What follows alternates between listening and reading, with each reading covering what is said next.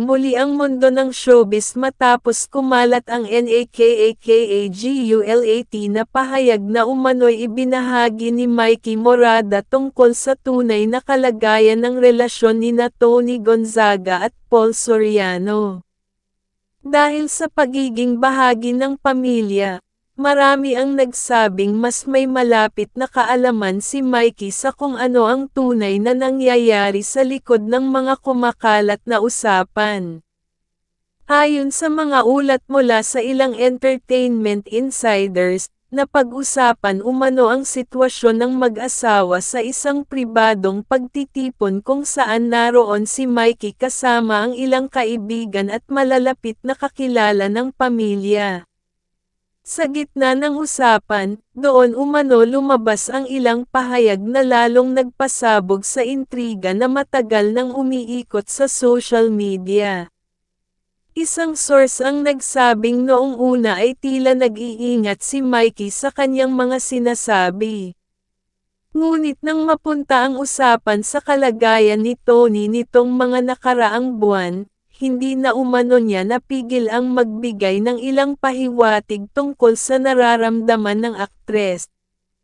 Ayon sa naturang source, nabanggit umano ni Mikey na dumaraan sa mabigat na emosyonal na yugto si Tony at may mga pagkakataon na tila nahihirapan na itong harapin ang ilang problema sa kanyang personal na buhay.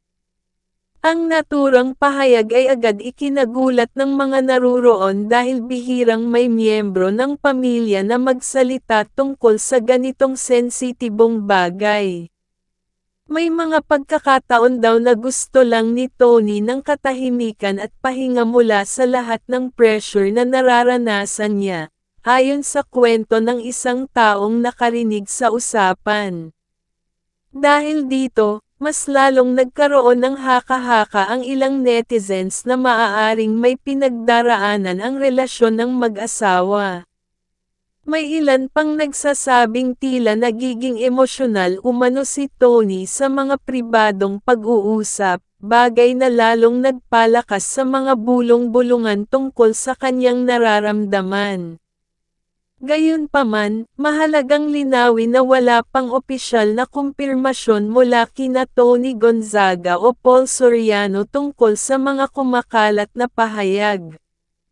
Hanggang sa ngayon ay nananatiling tahimik ang kampo ng mag-asawa, at wala pa silang direktang reaksyon sa mga balitang patuloy na umiikot online. Sa kabila nito, maraming tagahanga ni Tony ang agad nagpahayag ng kanilang suporta sa aktres. Para sa kanila, anuman ang tunay na nangyayari sa kanyang personal na buhay, ang mahalaga ay ang kanyang kaligayahan at kapayapaan. May ilang netizens din na nananawagan ng respeto sa pribadong buhay ng mag-asawa. Ayon sa kanila, hindi madaling maging nasa gitna ng kontrobersya lalo na kung ang mga usapan ay may kinalaman sa personal na relasyon. Samantala, may mga showbiz observers na nagsasabing maaaring lumabas pa ang iba pang detalye sa mga susunod na araw. Dahil sa laki ng pangalan ng mga personalidad na nasasangkot, hindi malabong mas lumaki pa ang usapin habang patuloy na nag-aabang ang publiko sa anumang pahayag mula sa pamilya o sa mismong mag-asawa.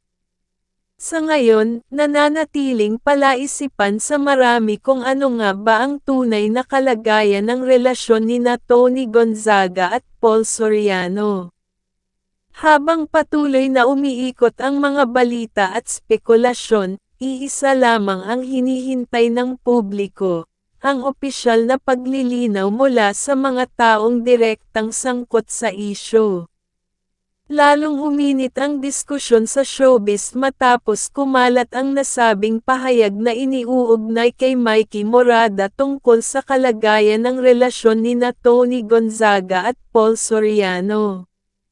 Dahil miyembro siya ng pamilya, maraming netizen ang naniniwalang maaaring may nalalaman si Mikey na hindi pa alam ng publiko.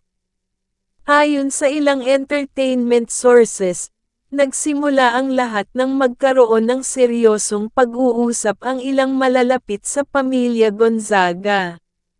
Sa naturang pag-uusap, nabanggit umano ang mga pagbabago sa kilos at disposisyon ni Tony nitong mga nakaraang buwan. Ayon sa mga nakapansin, tila mas pinipili raw ng aktres ang manatiling tahimik at iwasan ang mga usaping maaaring magdulot ng panibagong intriga. Isang source na umano'y nakarinig sa pag-uusap ang nagsabi na nabanggit ni Mikey na maraming emosyon ang pinagdadaanan ni Tony kamakailan.